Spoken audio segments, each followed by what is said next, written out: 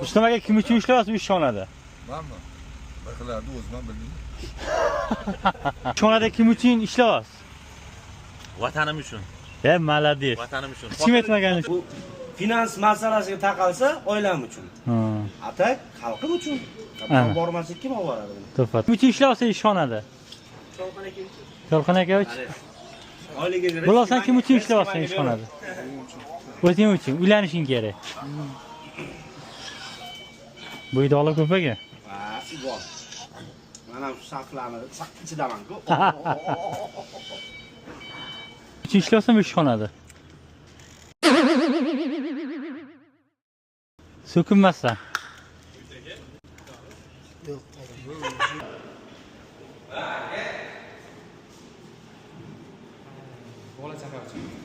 Oila uchun. Kim uchun ishlayapsan bu ishxonada? Kim uchun ishlayapsan? Ota-onam uchun. Молодец. Bo'ldi, hisob.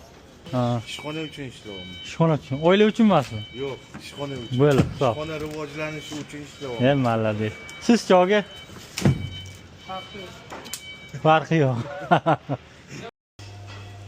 Yoshlarga kim uchun ishlayapsiz bu ishxonada? Oyim uchun. Manmi? Oilam uchun. Vatan uchun. O'zim uchun. Yana nima edi? Nimam uchun? Sizchi kene? Shunaqa qiling. Uchun ishlayib yuribsan ishxonada. Oilam uchun. Oilam uchun. Молодец. Yaxshi bola ekansan. Kim uchun ishlayapsiz? Oilam uchun. Mirzaylarga metall olgan yaxshilab. Altan sen kim uchun ishlayapsan? O'zing uchun, uylanishing kerak. Yangi yo'lga qiynalib ketdi. Xotinim uchun dovora edi. Bobur sen kim uchun ishlayapsan? Xotinim uchun uylanmagan. Ha, ana. Nurbek sen kim uchun ishlayapsan?